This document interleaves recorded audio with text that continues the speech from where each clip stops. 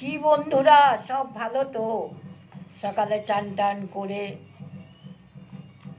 একটু জল খাবার খেয়ে আপনাদেরকে একটু গীতা পড়তে ভাতটা চাপিয়ে আপনাদেরকে একটু গীতা পড়ে শোনাচ্ছি। জয় রাধে। আমি ভোরবেলাতে গীতা পড়ে নিই, আপনাদেরকে একটু শোনাই।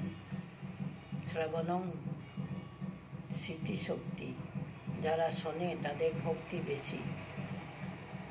তাই আপনাদেরকে একটু, বন্ধুরা সব ভালো আছে তো?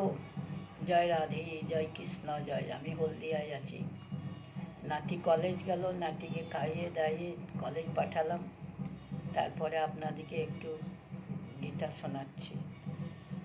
কীট জন্ম হৌ যথা তুয়া দাস, বহির্মুখ বহু ব্রহ্ম জন্মে নাহি আস। তাই ভগবান বলছেন, আপনার শুদ্ধ ভক্তের গৃহে আমি এক ক্ষুদ্র কীট হয়ে জন্মগ্রহণ করতে চাই। যারা ভক্ত পরম বৈষ্ণব, তাদের গৃহে ভগবান কীট হয়ে জন্মগ্রহণ করতে খুঁজছে।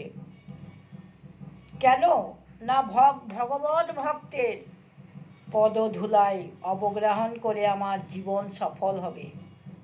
ভক্তি বিনোদ ঠাকুর বলেছেন, বহির্মুখ ব্রহ্ম জন্মে নাহি আস।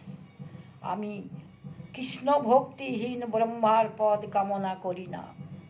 যদি স্বয়ং ঠাকুর হয়, তবু যদি কৃষ্ণ ভজনা না করে, তার পদ কামনা করি না। যদি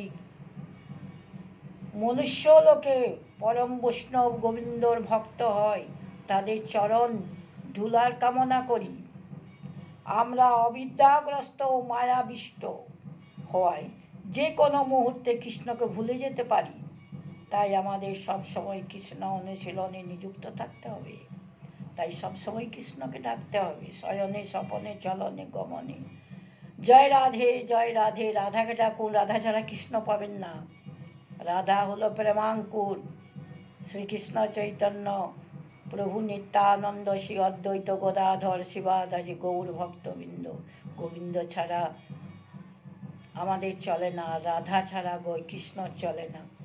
তাই এক অংশে একই বৃন্তে দুটি কুসুম, তাই একটি ফুল রাধা কৃষ্ণ।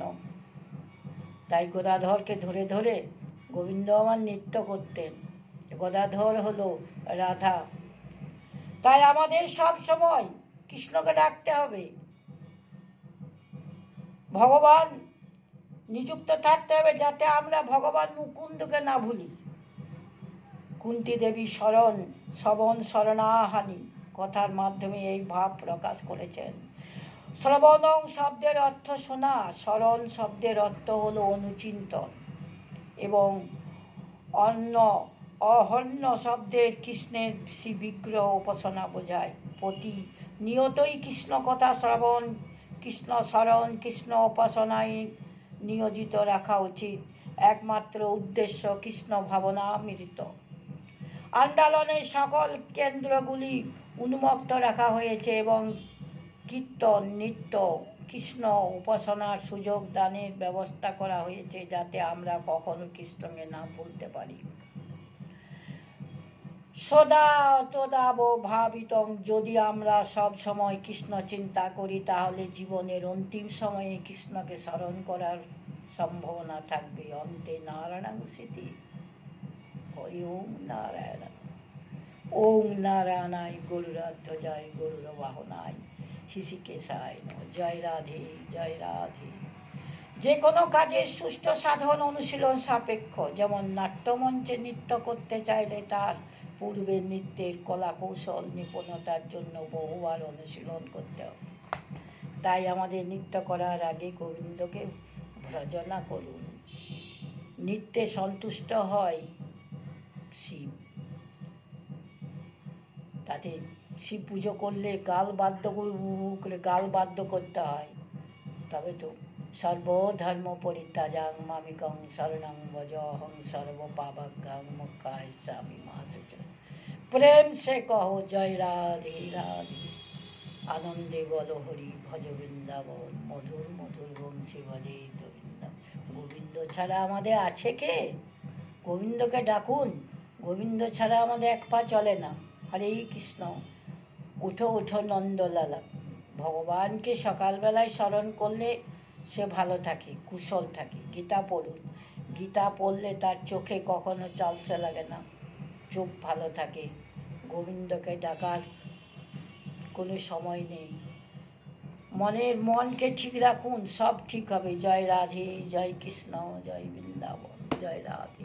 শ্রীনন্দ রাখিল নাম নন্দের নন্দ। ওং নারায়ণায় নমঃ। ওং নারায়ণানন্দ লীলামং বিগ্রহায় বাপ্পু দিব্য ছবি সুন্দরায় তস্মৈ মহাপ্রেম রস প্রদায় চৈতন্য চন্দ্রায় নমঃ। নমস্তে। জয় রাধে শ্যাম, জয় রাধে।